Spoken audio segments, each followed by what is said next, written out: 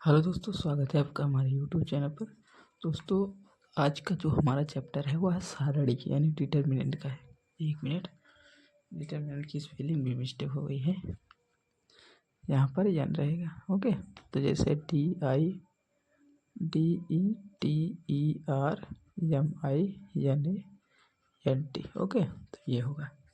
तो दोस्तों देखिए, हमने क्या किया है कि मतलब 2 चैप्टर समाप्त कर लिए हैं, इनवर्स ट्रिग्नोमेट्री और ऑब्लिक यानी मैट्रिक्स। तो आज का हमारा चैप्टर क्या है कि मतलब सारणिक डिटर्मिनेंट। तो इसमें हमें सिंपल कुछ टॉपिक को ध्यान में रखना होगा, जैसे सारणिक को हम कैसे व्यक्त करते हैं। तो आप इसको देखिए, आप इसको जो है ऐसे भी लिख सकते हैं। आप इसको ऐसे भी लिख सकते हैं या फिर ऐसे, जैसे एक कोई अवयव है, मान लीजिए ये एक अवयव आव्यूह है कोई। ओके, एक कोई आव्यूह है और हम इसका क्या निकाल रहे हैं, डिटर्मिनेंट। तो आप इसको ऐसे लिख सकते हैं। ओके, तो ये तो हो गया हमारा व्यक्त करने का। तो देखिए मतलब तरीका, मान लीजिए माना ए कोई हमारा आव्यूह है, ध्यान से देखिएगा। ओके,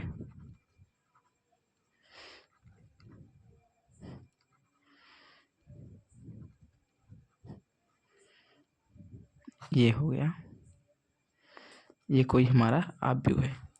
तो अगर हम कहें कि ए आव्यूह है, इसका हमें क्या निकालना है, डिटर्मिनेंट यानी सारणिक। तो आप क्या करेंगे, इसको आप चाहे इसको ऐसे लिखिए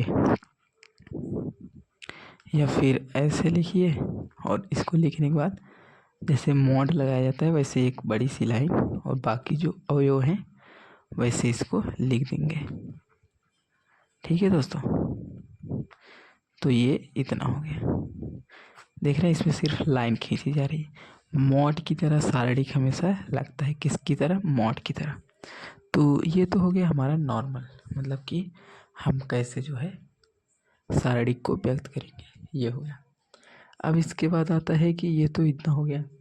मान लीजिए हमें सारणिक का मान निकालना हो, तब क्या करेंगे, तो इसका हम विस्तार करेंगे। तो विस्तार करना आप सीख लीजिए। देखिए, सबसे पहले हम पहला अवयव पकड़ेंगे, पहला।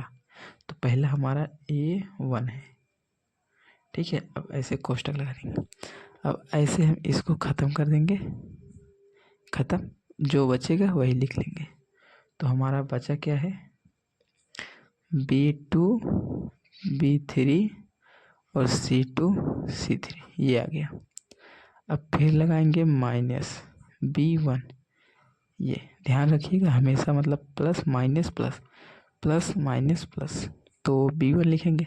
तो अब ये लाइन छोड़ के अब जो बचेगा, तो यहाँ से बचा A2 A3 C2 C3। अभी समझाता हूँ, देखिए ये वाली लाइन छोड़ के जो बचेगा, ये बचा और ये बचा, तो वही हमने लिख दिया। अब क्या करेंगे, प्लस C1। तो C1 के लिए ये ऐसे छोड़ के, मतलब हमेशा सीध में देखिए ऐसे, ये हॉरिजेंटल और ये लॉन्गी लेटीट्यूड वाला, तो वर्टिकल जिसको कहते हैं। तो ये ऐसे ऐसे, इन दोनों को छोड़ के जो बचेगा, तो यहाँ से बचा A2 A3 और यहाँ से B2 B3, ये हमारा इतना आ गया। ये तो इतना हो गया। अब दिक्कत आ रही है कि मतलब अब करें कैसे, ये तो इतना आ गया। तो देखिए अब आगे कैसे होता है, A1 को ऐसे जैसे है वैसे रखेंगे। अब इसका गुणा इसमें, इसका गुणा इसमें और माइनस लगा देंगे। तो B2 C3 माइनस, ये इधर और ये इधर, माइनस बीच में, तो B3 C2, ठीक है, और ये माइनस। अब B1 बाहर है तो B1, देखिए ये वाला इधर, ये वाला इधर, तो A2 C3, ये C है, minus A3 C2 A3 C2, फिर plus C1 A2 B3 minus A3 B2। यही होता है दोस्तों हमारा जो सारणिक होता है, सारणिक का मान। तो आप ऐसे करेंगे तो विस्तार कर देंगे तो ये आ जाएगा। अब एक मतलब एक दिक्कत ये आ रही होगी, कहाँ पर माइनस ले कहाँ पर प्लस ले। तो देखिए मान लीजिए ये हमारा कोई सारणी है, तो आप क्या कीजिए, ऐसे प्लस माइनस प्लस, ठीक है, फिर प्लस प्लस प्लस, जो बचा माइनस। को ध्यान दे रहे हैं दोस्तों कि अगर ऐसे बने तो प्लस और जो बचेगा माइनस। देखिए जैसे मान लीजिए तो प्लस प्लस प्लस, फिर प्लस फिर प्लस, और ये माइनस माइनस माइनस माइनस। तो इसका मतलब यह हुआ कि अगर आप इसके सापेक्ष निकालेंगे तो यहाँ पर प्लस रहेगा, और इसके सापेक्ष निकालेंगे तो माइनस रहेगा बाहर, और इसके सापेक्ष निकालेंगे फिर प्लस। तो हमने क्या किया है कि देखिए हमने इसके सापेक्ष निकाला है तो प्लस, फिर इसके सापेक्ष माइनस, फिर इसके सापेक्ष प्लस। तो इसके सापेक्ष प्लस कुछ नहीं लिखा है, इसके सापेक्ष माइनस है तो माइनस, इसके सापेक्ष प्लस है तो प्लस। तो अगर इसके सापेक्ष करेंगे तो पहला माइनस, दूसरा प्लस, तीसरा माइनस। आप जो है ये जो मैंने ऊपर लिखा है आप इसको इससे भी कर सकते हैं तो भी वही आएगा, ठीक है। चाहे जिसके जो है, चाहे जिस मतलब अवयव के सापेक्ष विस्तार कीजिए, आएगा हमेशा एक ही उत्तर, सेम टू सेम। तो ये तो हो गया दोस्तों हमारा कैसे हम जो है सारणिक का मान निकालेंगे विस्तार। और एक बात, जैसे कोई ये मान लीजिए डिटरमिनेंट हो गया और इसमें कोई अवयव है, ठीक है, तो इनको हम अंदर वाले को तत्व भी कहते हैं, अवयव भी कहते हैं, और इंग्लिश में कहें तो एलिमेंट भी कहते हैं। ओके, तो ये तो हो गया इतना।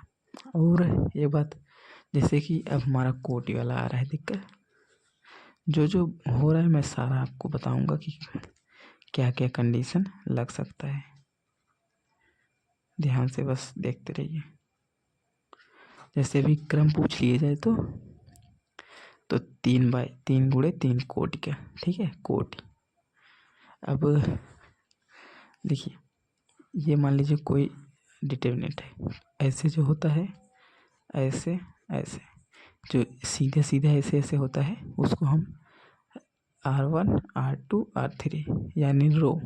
R माने क्या होता है, रो, रो माने पंक्ति, ठीक है, रो माने पंक्ति, जो लेटी हुई होती है उसको पंक्ति कहते हैं। तो ये हमारा रो 1 फर्स्ट, ये रो 1 सेकंड, ये रो 1 थर्ड, तो रो फर्स्ट सेकंड थर्ड पंक्ति। और अगर इसी को लें हम आगे तो यहाँ पर ऐसे, तो जो ऐसे होता है इसको C1 C2 C3, इसको हम क्या कहते हैं, कॉलम, ठीक है, इसको हम कहते हैं कॉलम। तो ये हमारा होता है स्तंभ। तो 3 पंक्ति है, ठीक है, 1 2 3 पंक्ति है, 3 स्तंभ है, तो 3 × 3। ओके, तो ये तो हो गया हमारा कि मतलब सारणिक को हम कैसे व्यक्त करेंगे, क्या क्या लिख सकते हैं।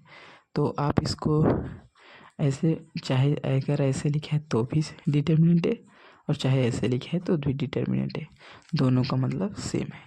तो ये तो दोस्तों हो गया कि हमारा कैसे क्या व्यक्त किया जाता है, क्या होता है। इसको ध्यान रखिएगा, ये तो मैं मान लीजिए क्वेश्चन में सिखा दूंगा तो आपको आ जाएगा, इसको याद करने की ज़रूरत नहीं है, ठीक है, बस समझिए।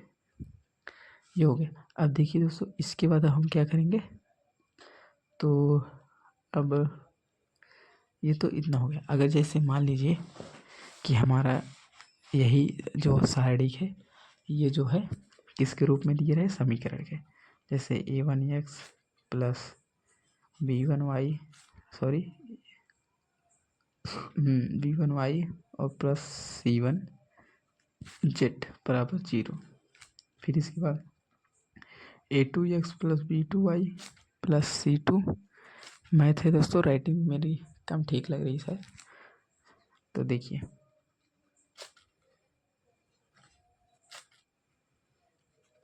ये मान लीजिए अगर जैसे कोई मतलब दे दिया रहे समीकरण 3 थे या 3 2 जो भी दिया हो, अगर कहा जाए कि इसको जो है सारणिक के रूप में व्यक्त कीजिए, तो आप क्या करेंगे, पहले सारणिक बना लेंगे। अब जो जो अवयव दिया है उसको उसी समीकरण के अकॉर्डिंग पंक्ति के क्रम में हम व्यवस्थित करेंगे, जैसे A B C। तो A1 B1 C1, मतलब समझ रहे हैं, हमें हमेशा पंक्ति के रूप में विस्तृत करना होगा। A2 B2 C2, A3 B3 C3। तो इसको हम ऐसे व्यक्त करेंगे, ठीक है, रो वाले में। तो आई होप इतना समझ गए होंगे। अब देखिए, ये तो जो थियरी बेस था, मतलब जो समझाने लायक था मैंने समझा दिया। अब थोड़ा हम बुक के माध्यम से कुछ समझेंगे।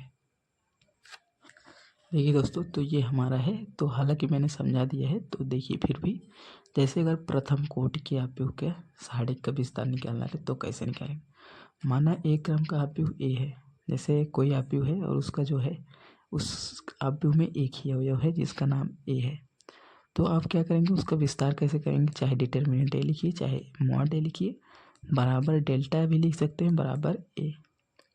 और द्वितीय क्रम का रहेगा, जैसे आव्यूह A1 B1 और A2 B2। तो इसको जो है अगर डिटर्मिनेंट के रूप में निकालना है तो मैंने पहले ही बताया ना, गुणा करना है, इसका गुणा इसमें, इसका गुणा इसमें। तो इसका गुणा करके यहाँ लिख दिए, माइनस इसका गुणा करके यहाँ। तो बस एक दूसरे का गुणा करके माइनस बीच में लगा देना है। तो अगर तीन क्रम का दिए रहे, देखिए नीचे, अगर 3 क्रम का आव्यूह दिए रहे, 3 गुणे 3 यानी 3 कोटि का आव्यूह, 3 गुणे 3 कोटि का आव्यूह, तो उसको विस्तार करने के लिए डिटर्मिनेंट ए मॉड ए। तो देखिए मैंने सेम टू सेम ऐसे ही करके आपको दिखा दिया है। तो A1 लेंगे, इसको छोड़ के जो बचेगा B2 B3 B3 C2, फिर माइनस B1 लेंगे तो A2 C3, ये वाला हट जाएगा तो A2 C3 A3 C2, यही तो है। फिर प्लस C1 लेंगे तो ये हट जाएगा, A2 B3 फिर A3 B2 और आप इसको ऐसे भी लिख कर सकते हैं। तो बाकी ये तो हो गए दोस्तों कि मतलब आप कैसे विस्तार करेंगे, तो सिंपल यही था। तो बाकी दोस्तों अगले वीडियो में मैं जो है आपको बताऊंगा कि मतलब क्या क्या गुणधर्म होते हैं इस साड़ी के, वो बताऊंगा। और अगर टाइम रहेगा तो मैं एक बात और बताऊंगा कि आपको कैसे, मान लीजिए जितने अवयव हैं, जैसे इसमें देख रहे हैं कि 9 अवयव है ना, 1 2 3 4 5 6 7 8 9 अवयव हैं। तो सब अवयव के प्रति कैसे विस्तार करेंगे, जैसे मान लीजिए इसके अकॉर्डिंग विस्तार करना होगा, या फिर इसके अकॉर्डिंग विस्तार करना हो तो क्या आएगा, इसके अकॉर्डिंग विस्तार करना हो तो क्या आएगा, इसके अकॉर्डिंग विस्तार करना हो तो क्या आएगा। ऐसे सारे अवयव का तोड़ तोड़ कर सब सिखाऊंगा, ओके, ताकि आपको अच्छे समझ में आ सके, आप चाहे जो क्वेश्चन है अच्छे से सॉल्व कर सके, कहीं से भी विस्तार करके। तो मिलते हैं दोस्तों नेक्स्ट वीडियो में, तब तक आप अच्छे से पढ़िए और ध्यान से पढ़िए, ठीक है। बाकी क्वेश्चन को सॉल्व कीजिए। अगर आपको क्वेश्चन चाहिए तो मैं जो है क्वेश्चन भी आपको भेज दिया करूँगा, तो आप क्वेश्चन भी सॉल्व करते रहिए पिछले चैप्टर का।